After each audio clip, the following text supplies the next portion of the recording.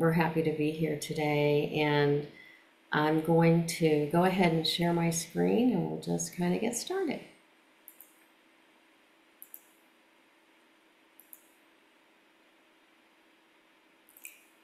So here we go. Just welcome to Building Climate Conscious Habits One Month at a Time. And I hope you'll be inspired to find some new ideas. We always like to start off with a little native land acknowledgement. And here in the Kansas City area, we are on the land of the Kickapoo, the Kaw, the Osage, and the Oseti Shakaway, which is the Dakota, Lakota, and Nakota tribes. And it's really important, I think, that we acknowledge, especially on Earth Day and Earth Month, that the land that we are on has so much to offer and so much to give. And I'm sorry, I'm getting this message about the recording. Okay. And that we think about how we live in connection with the land, and we think about our ecosystem, our environment that we're in, and kind of what that means, and what we might do to learn from the Indigenous elders who have so much to teach us. So I'm Sami Aaron. I'm a meditation teacher focusing on nature-centered meditation for the most part. And I'm an environmental activist. I volunteer mostly working on installing pollinator habitat and getting back, helping people get back to nature through land use. I am an extension master naturalist, and that's similar to the Master Gardeners program, but it's really looking at more full ecosystems. So it's a little different perspective. And what else? Climate reality leader. That was a training through Al Gore's Climate Reality Leadership. And it gave me the opportunity to really see and understand the global perspective of climate change. And then I am the founder of the Resilient Activist, and we'll talk about that in a minute. So I invite Elaine to introduce herself. Well, I'm Elaine Parke, and I live in a particularly beautiful area myself. I live in the eastern panhandle of West Virginia. Yesterday, I sent Sammy a photo. I was in Kakapo State Park, which is a glacier droppings park, filled with huge rocks, some as big as houses, because I live about as far south as the glaciers went in this part of the country. So that's kind of interesting. It was just beautiful there. Anyway, my story begins with having been a badly abused child. And I discovered that volunteering was the best way to feel valued and useful. And because of that, I continued volunteering all through my life. Meanwhile, I grew to become quite competent in the field of copywriting and marketing and advertising, and I became a corporate advertising executive, influencing hundreds of thousands of people with my advertising message to buy our products. When I volunteered, I always felt good, and I helped people one by one by one. And like all helpers, as much good as we do, we know that there's never enough of us to do all the good that needs doing. Um, and the need was far greater than I and everyone who really cares, like all the people at this conference do. So then 30 years ago, I had a vision. Um, Again, I was working in corporate advertising and volunteering side by side. It's that crunch that makes things happen. Um, that I could use my marketing skills for good, and that each month of the year could become a brand name for one of 12 aspects of peace and mutual respect, and of course, caring for our environment. As you see, I'm advertising the environment right behind me. So, that's my background. Um, 30 years and nearly 3 million people later, including the country of Rwanda and Africa through Rotary, 9 independent studies have shown that in a community climate where people are actually practicing these 12 habits, more than 2/3 feel more connected and cared about and connected to one another. One survey respondent said, I am now nice to the people I used to be mean to. I mean, what more is it? Imagine if you could get millions of people on the earth to be nice to the people they used to be mean to. That's the whole goal. So, personally, because I work through media, I no longer get to enjoy that personal feeling of being with someone I volunteered or someone I've helped. Just like when I was in corporate marketing, statistics showed that many people bought my products, just as our surveys show that the when people are in climates where they're experiencing 12 habits, they actually change or are uplifted. Um, I've lost I've lost the ability to be one-on-one with people.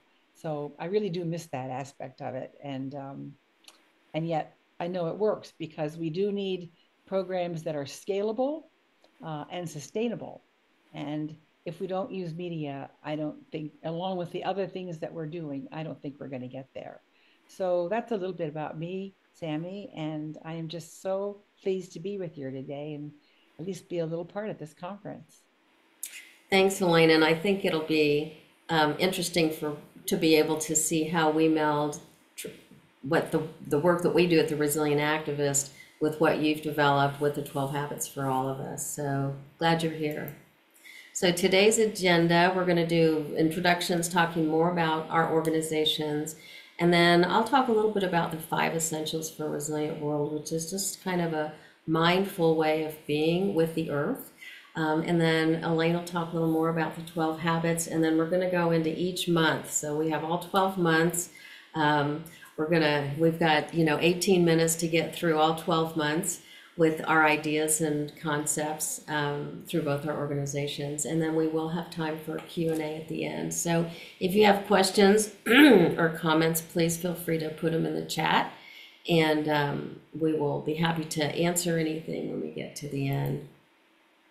So the Resilient Activist, we are a nonprofit located in Kansas City, but our following is nationwide, actually. Our mission is to cultivate resilience to environmental stress by supporting community, personal well-being, and vital ecological health. And we believe the world needs inspired and visionary activists, maybe like some of you on the call, who have the resilience to see us through these unprecedented times. Elaine? So this is the 12 habits for all of us. Again, because we're a media messaging based approach, our mission is to mobilize peace, unity, and mutual respect in action, not in theory, not in discussions, but to actually make it happen in the world. We are a nonprofit located in West Virginia. And again, as I've already said, we're already proven to mobilize both local and international peace through organized monthly system of public service messaging. We publicize 12 actionable, easy to do, non-controversial, habit-forming, colorful aspects of peace. And for today's presentation, we've tailored all 12 of our months so that all year long, those of you who are on this call can actually have something specific about improving the climate that you can do for every month of the year for the next 12 months. So we're excited about that. Yeah, it's pretty cool. And we will have handouts. So afterwards, we will send an email out to you. You'll be able to get a copy of the recording and the PowerPoint, as well as a handout of each of the 12 months and Elaine's and my suggestions to kind of go along with the message or mission for each month. So at the Resilient Activist, we focus on these 5 essentials for a resilient world: reconnect with nature, respect all life, regreen the planet, revamp our spending, and replenish our resources. And when we live from that perspective, when we live from every moment as we make a decision about what we're going to do, I'm going to go to a coffee shop, am I going to take my own cup, or am I just going to, take their paper cup that I'll have to throw away? In every moment, it's kind of like we flow through thinking about these 5 essentials.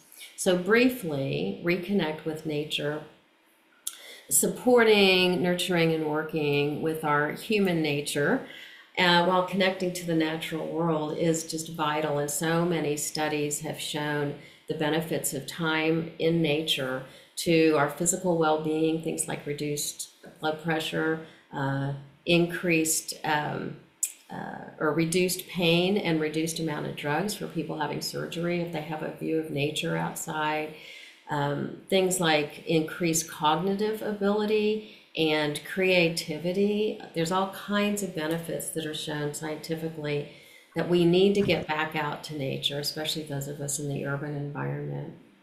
Respect all life.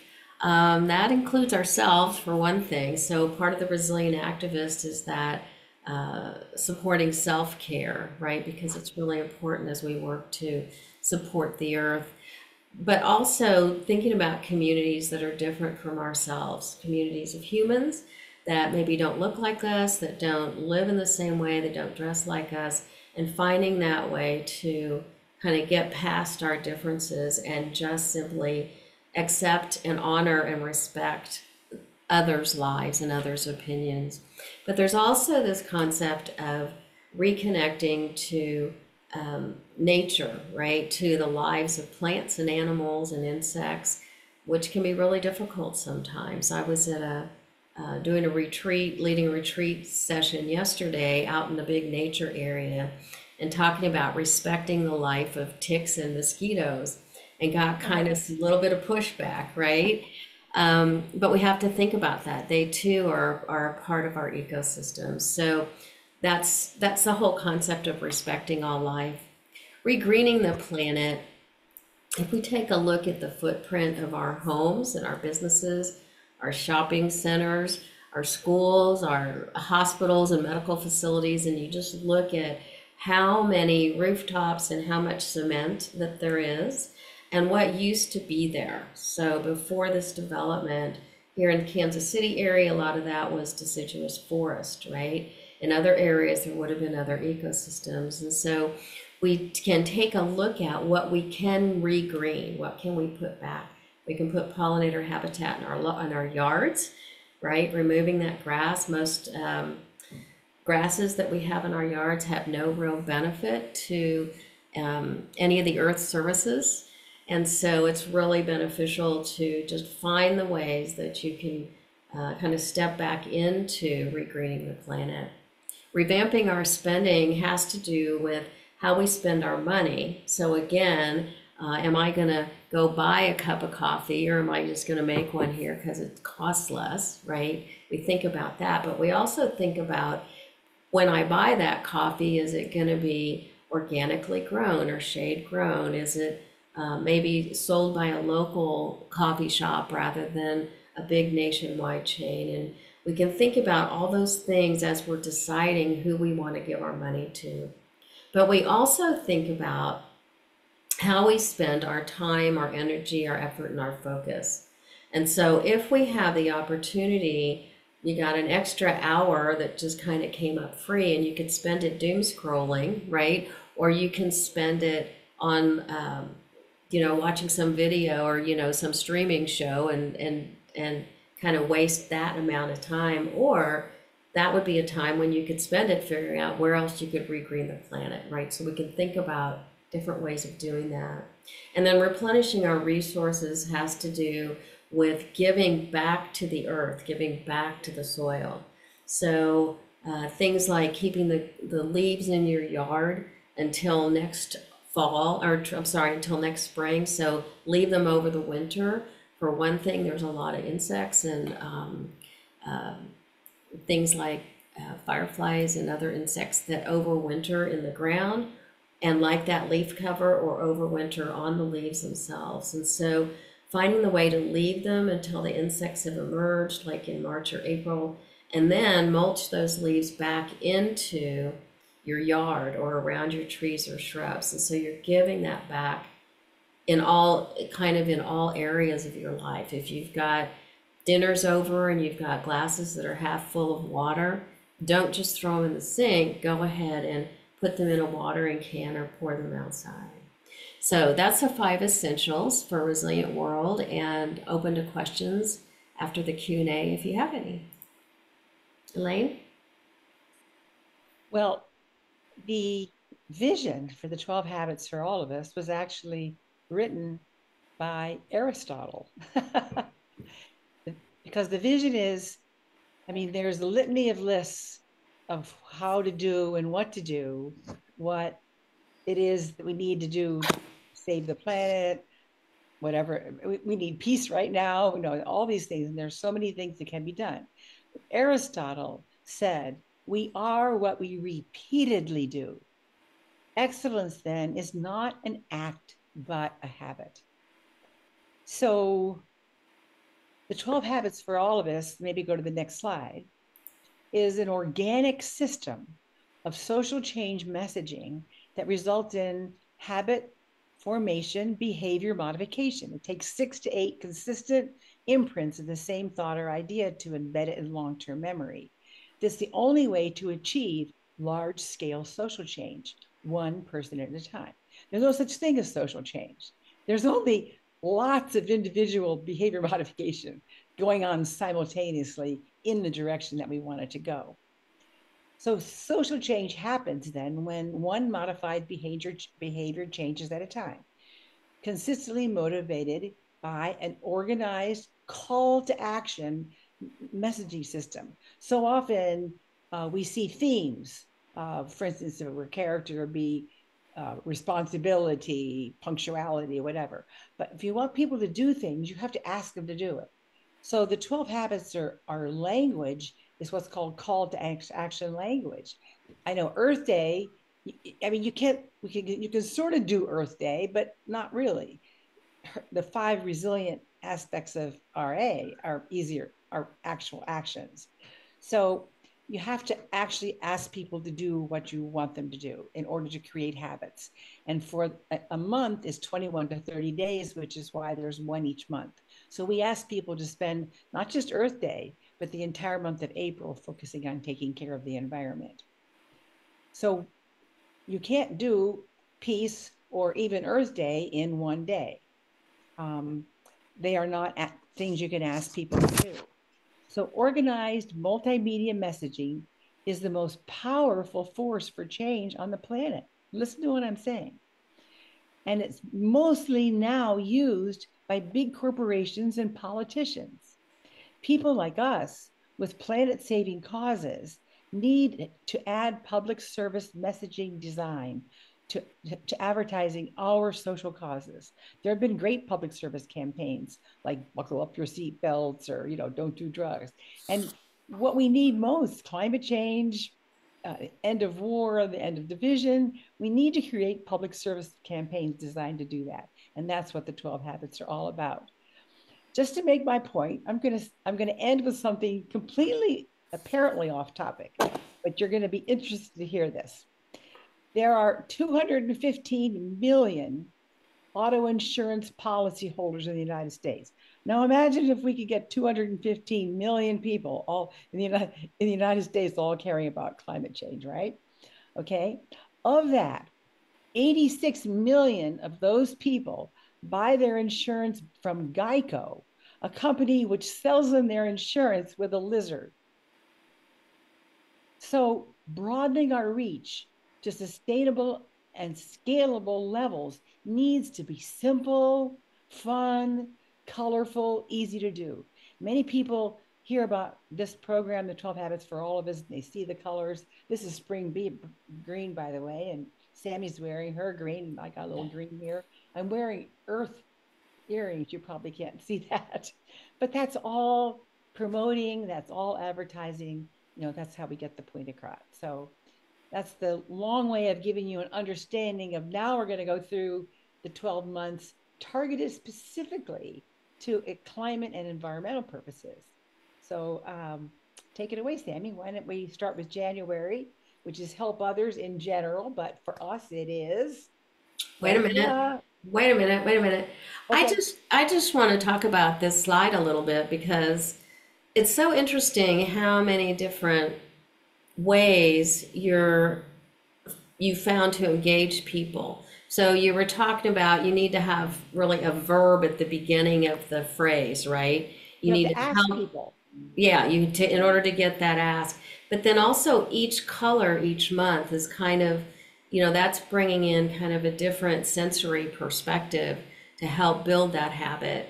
And to have to have something that you do every single day for that month, I know is the only way to build that habit. So this is very interesting. So thank you. One other point that I'll make since you opened the gate, um, if you'll notice, everyone on, if you'll notice, some of these habits are personal development, like you count or a positive attitude, but some are relational.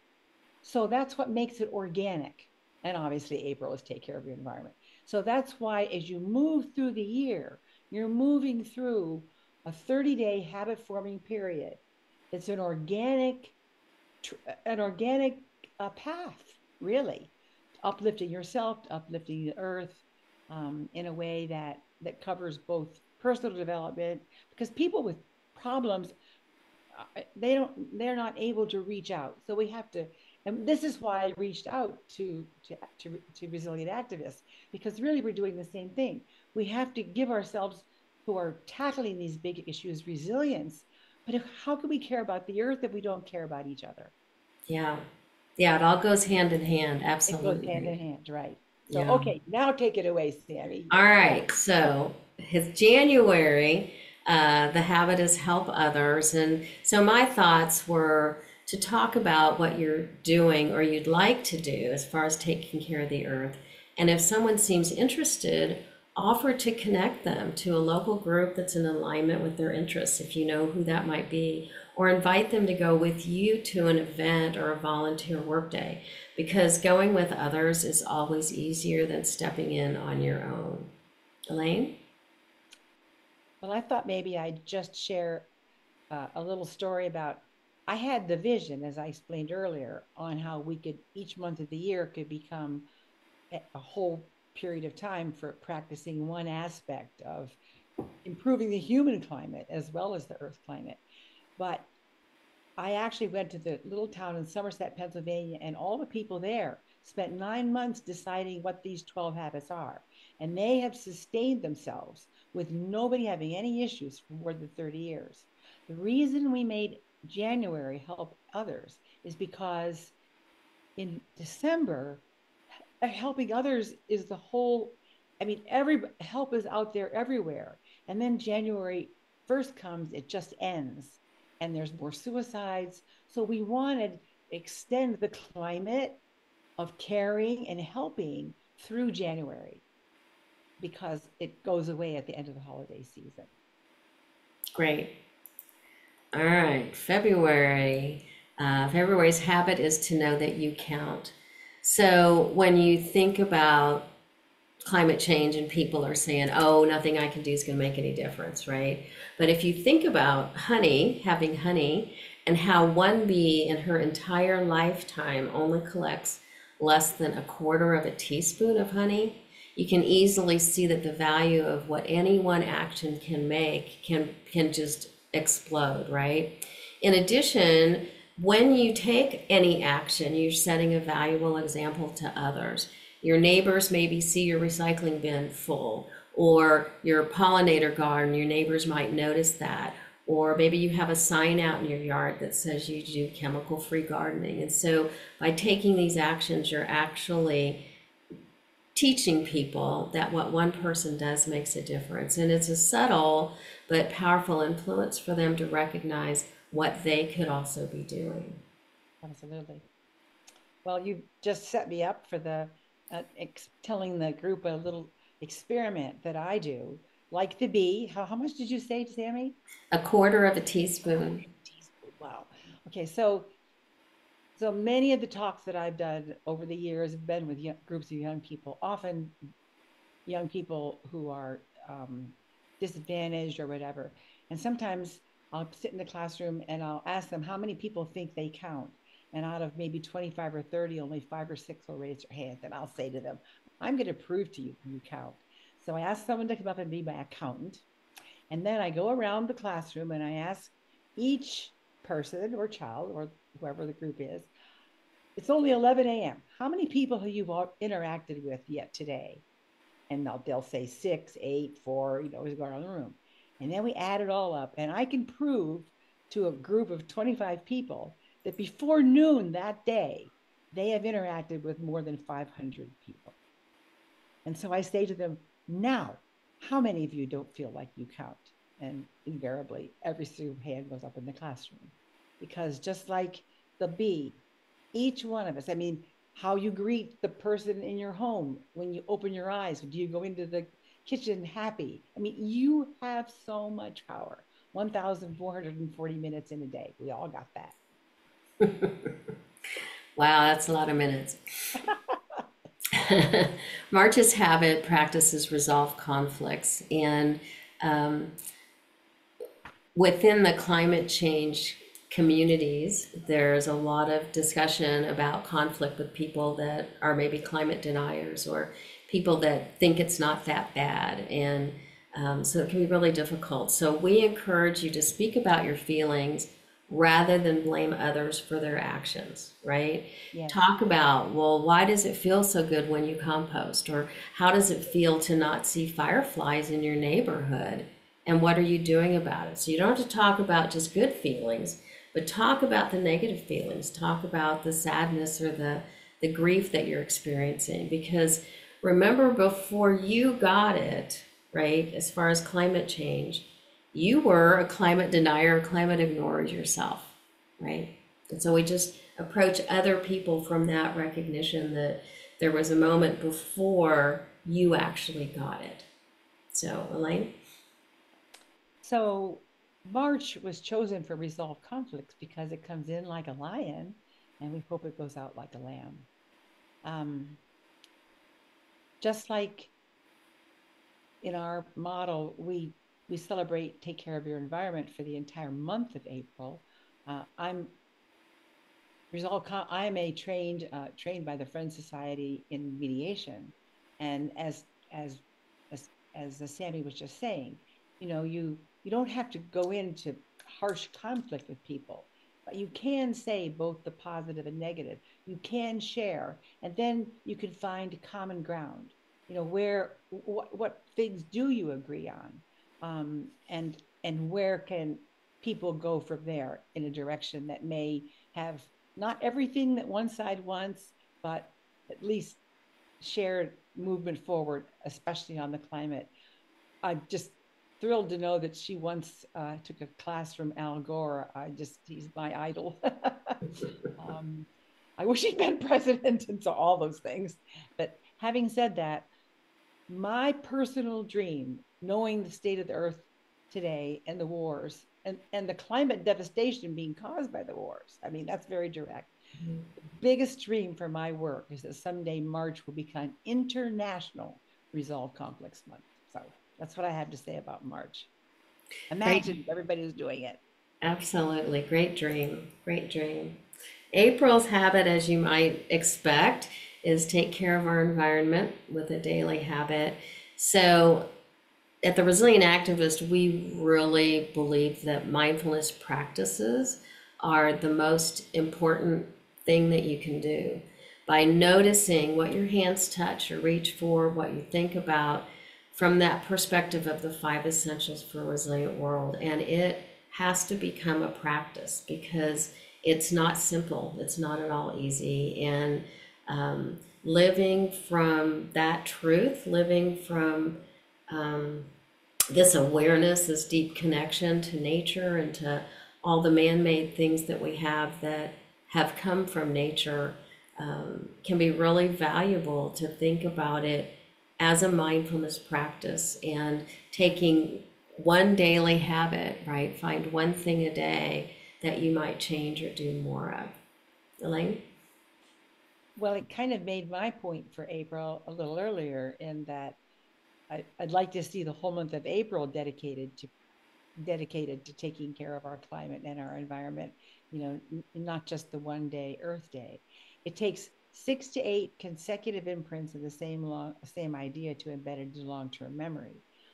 You will be getting access to our website later in the show, and on our website there is something that you can do every single day for the month of April to help uplift the climate. So those are the kind of resources that keep that idea in your mind for the whole month. Yeah, and I'm just going to add, this wasn't something we talked about, Elaine, but um, I look at this like a yoga practice. So Yeah. you start with whatever your body's able to do today, And each time you practice, your body's able to do more, your mind begins to understand more, and it's you just keep going deeper and deeper and deeper, and it's this never-ending learning process. And I think that that's kind of what you're talking about is by doing this every single day, it's like you're just recognizing there's more and more and more that you can always do and can always add on. So, Exactly. I mean, yesterday I was in this park, this glacier dropping park. It's beautiful. And there was a stream running through a culvert, and I was with friends, and I didn't even think about it. But all of a sudden, I find myself climbing down the side of the rocks leading down into the stream because I'd seen a piece of plastic down there. I didn't even, I mean, I wasn't even thinking, yeah, but yeah. there was a piece of plastic where it shouldn't be. Mhm. And without everybody said, "What are you doing?" I said, "I'm taking that plastic out of there and putting it where it belongs in the recycle bin." So that's how you Yeah. build habits. It's living from that everyday awareness. Yeah. Yes. So May's habit is to be grateful, and especially being grateful to Mother Earth. Um, Again, meditation, I'll go back to that, but meditating with nature and actually finding the time to meditate with the trees, breathing out so that you're giving the trees and the plants a gift of your CO2, and you breathe in the gift that they send back to you by the way of oxygen, right? When you take a shower or a bath, I invite you to really mindfully notice what your body does and how it receives the water. It's like, oh my gosh, this is so welcome. And then to send thanks back to the water. You can notice gravity with each step and the sensation of feeling grounded and noticing the fire of the sun and its vital impact on all living things. And then connecting with the breeze and sending gratitude for how it moves weather patterns, how it moves seeds, right? A lot of seeds are dispersed through the wind, how it moves the clouds. And so changes our perspective in every single moment. There's never a repeat of what the sky looks like, right? And then reminding us on the breeze that everything is fleeting and to be grateful for what we have right now. Elaine? I love that. I'm going to share with the group this lovely film from Japan.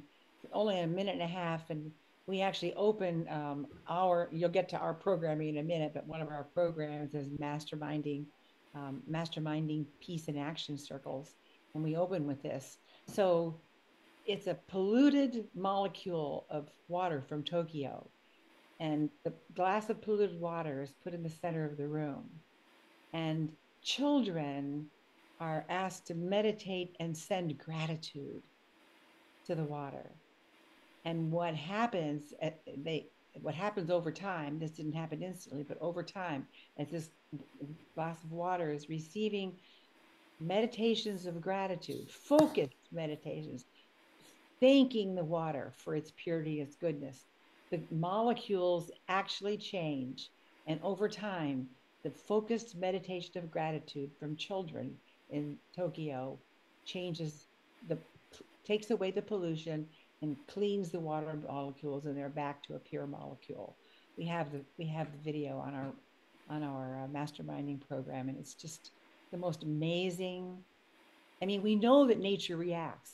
I've often said to people, I mean, people have a green thumb, and they are communicating because they're grateful for their plants, and some are better at it than others. All right. June's habit is reach higher by reaching out to share your environmental activities. So I invite you to invite your friends and family to join you in your advocacy work. Post pictures of whatever environmental actions you take post it on social media. Invite friends over for some activity like a climate conversation to be able to support and congratulate each other for the work that you do, right? A lot of times, people that do the work don't ever stop and recognize what they've done and celebrate it and share with others. This is something really cool that I just did, and here's how it makes me feel, right? Mhm. And you can even host a nature connected birthday party that includes volunteering with an environmental group. So, for a number of years, I hosted a tree planting party through a local organization here that plants trees in public spaces. And it felt great. And the people that came had a really good time, and none of them had ever done that before. So, that's my reaching out is actually reach out and you'll double your difference every person that you bring on. I love that. And it makes me think of something that I've done regularly, um, both for newborn babies as gifts and also in lieu of flowers, sometimes for deaths. I send young trees to plant. Mhm. You know, what a, but for Reach Higher, it's making me, I like to think of the issue of the carbon that's up in the atmosphere that's up there. So for that month, it makes me think about encouraging both myself and other people to do things that are actually going to directly reduce that carbon emission. Um, a couple of days ago, I had somebody that wanted to drive from wherever they were, you know, down to pick me up and blah, blah, blah. And I said, well, that's not reasonable. You know, we can meet or, oh, no, I don't mind the drive. I said, I know, but that's gas. You know, that's carbon emission. Uh, little things like that. We can use Reach Higher Month to reach higher to the corporations who have the ability to make changes. Look for issues of where we can write letters and make ourselves known. So I like to think of Reach Higher with that carbon up there that we want to reduce so that to make our planet healthier. So that's how I look at Reach Higher. Right. July's habit, become involved with organizations that are Earth advocates. There's local organizations, there are regional, national, global, and they're all valuable and of great importance. And so I think that each one of us has something in our hearts that we're really called to support and do. So there's something called the passion test, that what you can do to figure out what is yours is you make a list of all the issues you really want to focus on, things you care about, whether it's, the oceans or the melting glaciers or something locally here, things like transportation or energy. Just you make this list, and then you make a list. You go through the list and ask yourself, if I could do the first one but not the second one, how would that feel? And you kind of jot that down. And then you might ask, if I could do the second one but not the first one, how would that feel? Pardon me. So you make a decision and put a star next to the one that you would prefer to do. So you use that question over and over with your whole list until you whittle down your list to just two or three of those areas. And then you can reach out to organizations that are working on that issue, see how your skills could support them. Elaine? I like that. Well, I've already got 12 things. So my list is already 12 long. I mean, it's one program, but it's 12 different aspects of uplifting people to the climate of people to people. But so this month or in the month of July, I, um, I dedicated to becoming involved personally. And last year I dedicated July to reducing water use I mean, personally, and I shared it with my neighborhood. We have a little HOA here. So we all kind of worked on that. We committed to reducing the water that goes down our own drains, you know, taking baths more often instead of showers, pouring the leftover water in a glass, you know, back into something else instead of just letting it run down the drain, um, turning the water off while you're brushing your teeth and then turning it back on to rinse. I mean, these again, it's how much be honey does that Quarter make? of a teaspoon. Quarter of a Quarter of a teaspoon. teaspoon, yeah. I love that. I love that, Tammy. So, you know, each one of these things, but I expanded that to the neighbors around me. And also the water that I'm using outside is less and less, actually last year down to none, because I have already put a great a large area of my lawn into being a pollinator garden. And so therefore I mean I learned that I didn't even know I was doing it until I she said, oh, that's a pollinator garden. So that's what I Sweet. try to do for July. Cool. August, know who you are as an earth steward.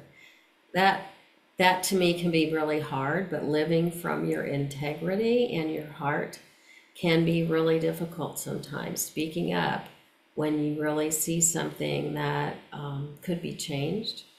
Finding one thing this month, I invite you to in the month of August, that you're willing to take a stance on, something that might be more difficult, and then just go with it, right? Learn all about it, be brave, and live from your truth. This is kind of the call to action for the month of August.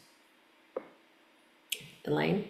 Um, my call to action for the month of August is probably more less action and more going into myself and my connection to the earth.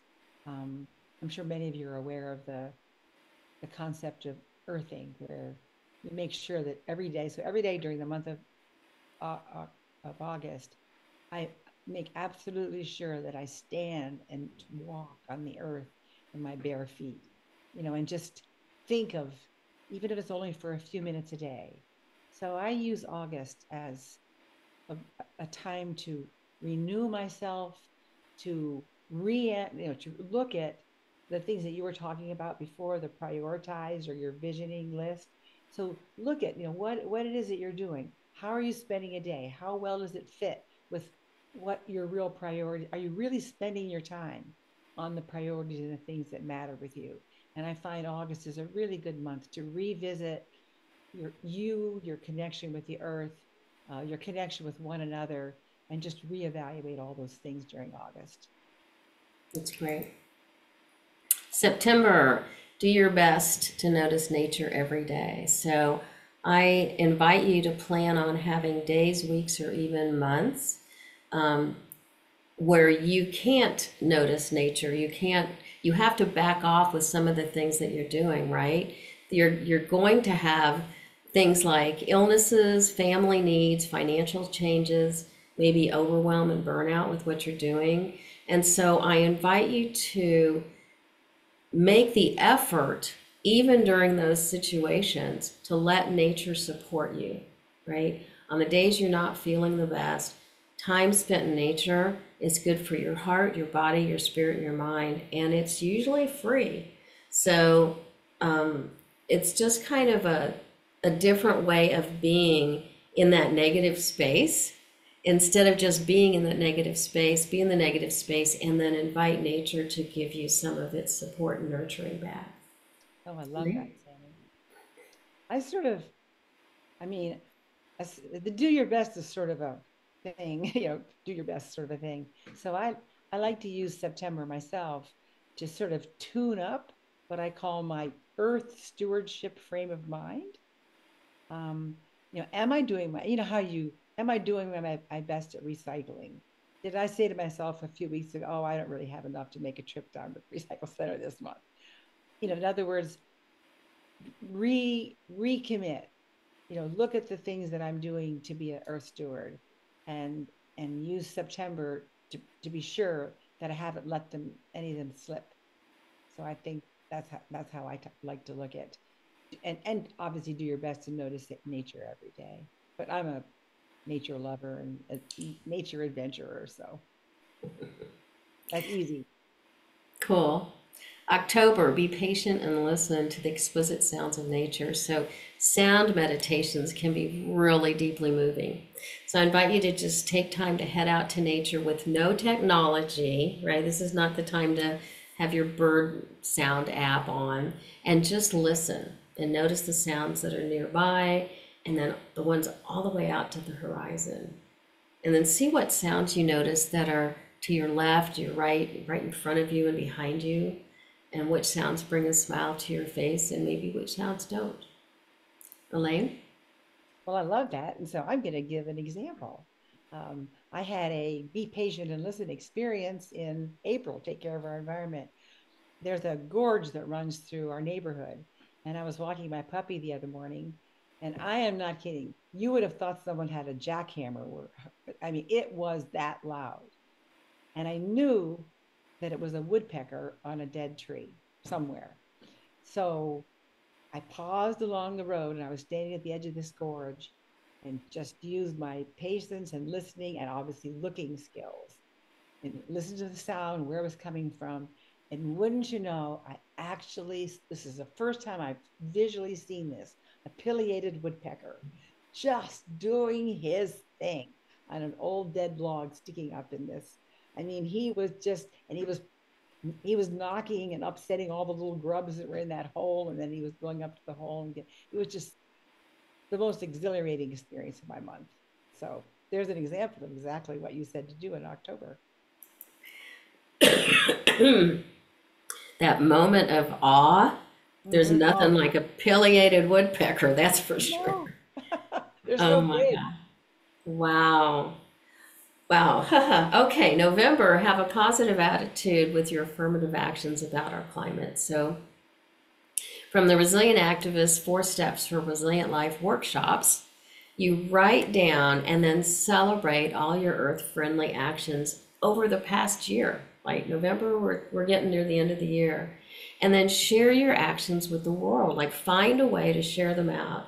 You might write a blog post for somebody, host a party, post on social media, and invite others to join you for some additional environmental activities you enjoy. So this is heading into winter, and it could be something totally different than you might have thought about in one of the earlier months where we talked about inviting other people to participate with you. Elaine? Well, my upcoming November is going to be a little different because I've met Sammy and the Resilient Activists. So I've decided in November that I'm going to uplift because all of the 5 steps are positive. So I'm going to use the 5 steps to a more resilient world and life because everything about this path is strengthening, it's hopeful, and it's useful to be being part of the solution going forward. So thank you, Sammy, for that. I love that. December, celebrate community of peace and love for one another and for the earth. Um, I just invite you to bring nature into your home. So not just, evergreen trees and wreaths, but things like pine cones, interesting twigs with lichen on it, maybe berries, junipers, and keep them up all winter. This is more than just a holiday thing. It's a winter, like really immersing yourself in winter. These winter decorations share aromatherapy as well as some of them actually emit antibodies, right? So keeping colds and the flu away a little bit, and also reminders of spring. So every time you look at the little blueberries, maybe on a juniper twig that you've brought in, there's this reminder that spring is coming up. Elaine? Oh, I love that viewpoint. So I do no longer cut a tree, um, but I hand make wonderful decorations, all the berries, the junipers. I sometimes even use dry sliced oranges and put them in there. I have a few sliced oranges left. I can see them right here from where I'm sitting from Christmas. Um, so I do feel that they help us. That brings a little nature inside, especially in the dead of winter. It helps celebrate my oneness with one another and with all of nature, and it helps me fill my soul with love, peace, and the joy of the season. That's beautiful. There are some Christmas tree companies now that are offering trees that are in a root ball. And so you plant it afterwards, and they're also taking them back. And so, with the roots and everything. And so they might take it back and put it back out in the field. So it's a little different perspective than, buying a tree knowing that it's just going to die, and Right. I get your heart with that. But people are finding ways to do better, right? To do better Exactly. with that. Yeah. Elaine, go ahead and talk about 12 steps a little bit more. 12 habits. Well, this is, for instance, we have a, a local little. I live in a very tiny little town called Berkeley Springs, West Virginia. So we don't have anybody far enough ahead to offer bald Christmas trees yet, but we do have a little theater. So this is a typical so-called advertisement. So there is one of these for every month of the year. So like the little movie theater down in our town puts when they have their ads before the movies play, this is one of the ads. So right now, um, tonight or it's Sunday night. So this afternoon, their matinee when they rolled through their ads. So this can be it could be on TV. It can be a little ad in newspapers. This can go out in emails. These can be used to promote the month on social media. So it says celebrate Earth Day, clean up and recycle, form good habits and uplift yourself. And as you see, so there's one of these for every month, and we show that how they all tie together, and then the little arrow shows that this is the month we're in right now. And I'm so pleased to be Again, here because I'm here because this is the month we're in right now, and today mhm. is Earth Day. Yay! Yeah, and then that just that strong visual cue. Yes, Yeah. so people can feel like it's a journey. Mm-hmm. It's a journey through the year. Yeah. So so we have the programs that we're doing. The second program is actually the local mixed media messaging and event campaigns is what brought us to where we are today. Up until the bank crashes in 2009, 12 Habits for All of Us was a $400,000 nonprofit operating in 150 to 200 communities in Western Pennsylvania. Um, and once the bank, and this is where all the research, the University of Pittsburgh, University of Pennsylvania, Blue Cross, this is where all the research came. We were in hundreds of schools and communities. Um, People put up, there were bookmarks. If you go on our website under resources, if you get interested in this, you can actually go on there and find the month and you can load down for yourself a little bookmark for yourself or a little flyer or a little poster to put up. There's coloring books for children. They're all on the website, completely free of charge. We have an active program now emerging in the Minneapolis area under the direction of a woman named Rosie Greep. And she's working with schools, with youth groups, with homeschoolers. Very interesting, wonderful thing for homeschoolers. This is radio stations get involved. Um, At-risk kids write a 30-second radio spot, and then the radio station brings these kids in to be on the radio with a positive message to the rest of their community. So the program until the bank fall, and then later until we hit COVID was based on local communities, which we're now building again in the Minneapolis area. The other two programs are obviously using Zoom. We have a monthly mastermind peace in action Zoom circle where people come together, and one Zoom circle is only effective with about 10 to 15 people. We've just started these about 3 or 4 months ago.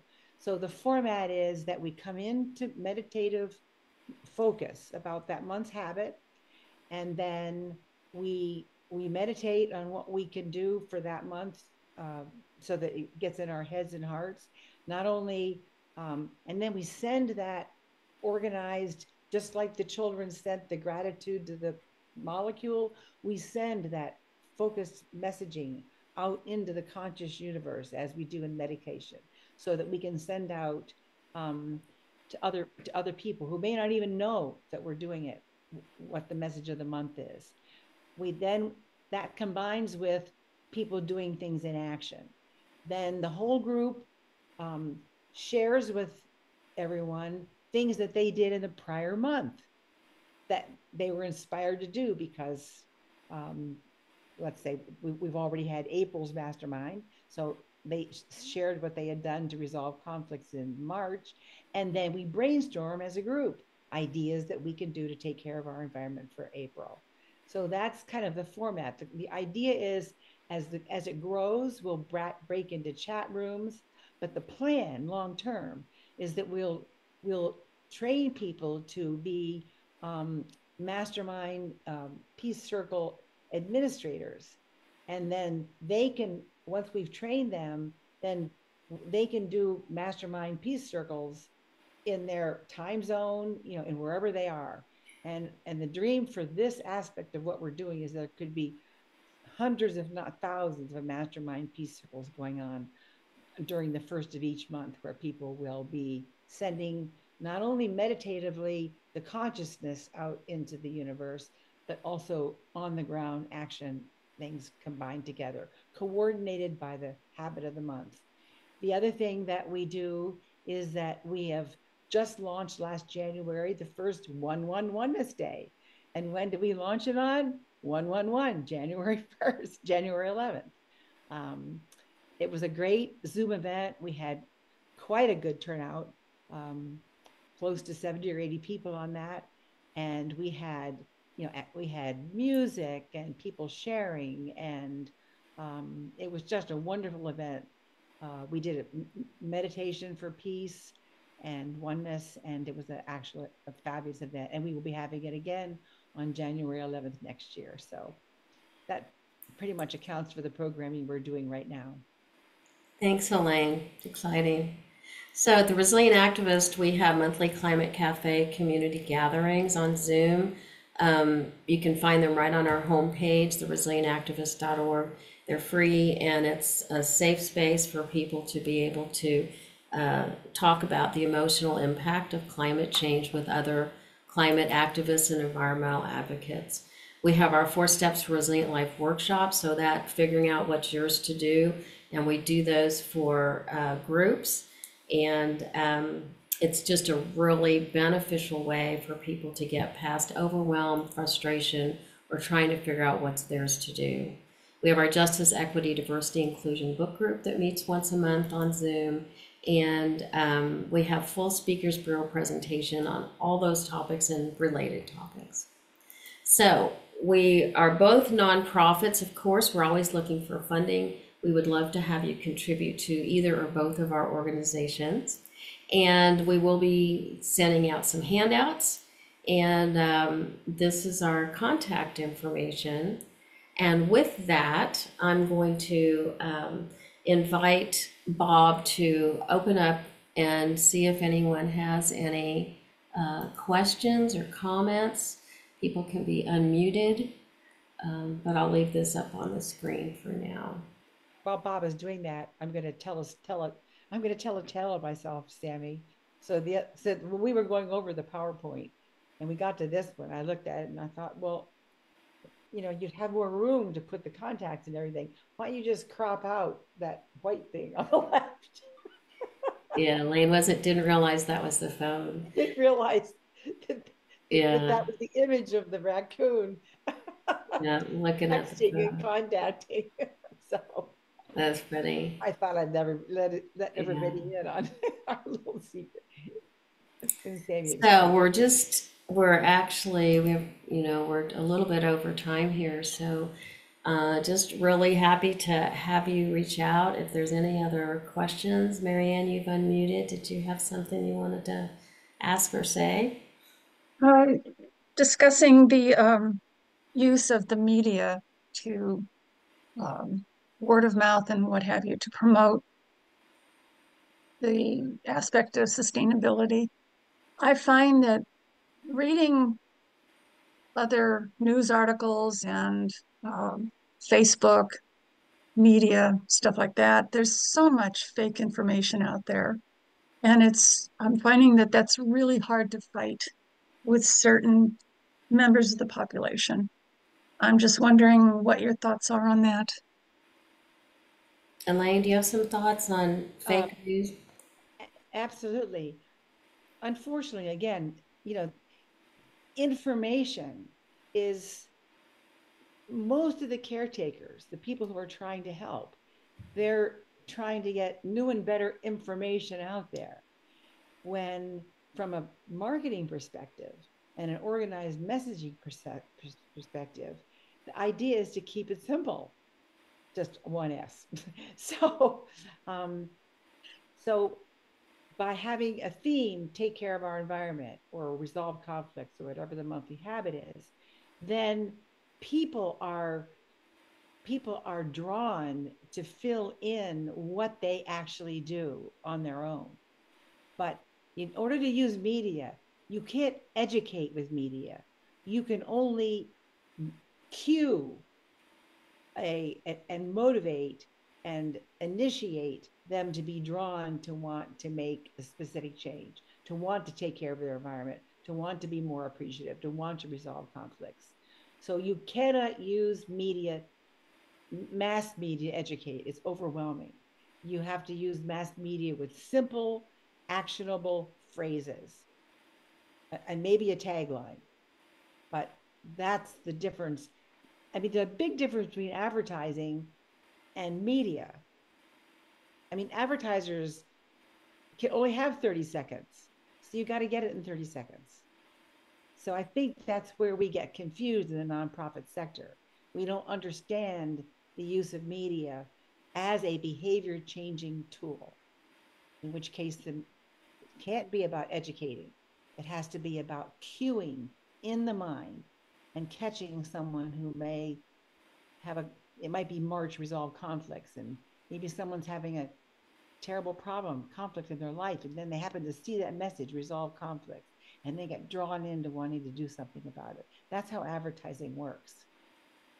So I might piggyback on that. Marianne, you were talking about people putting out fake false information.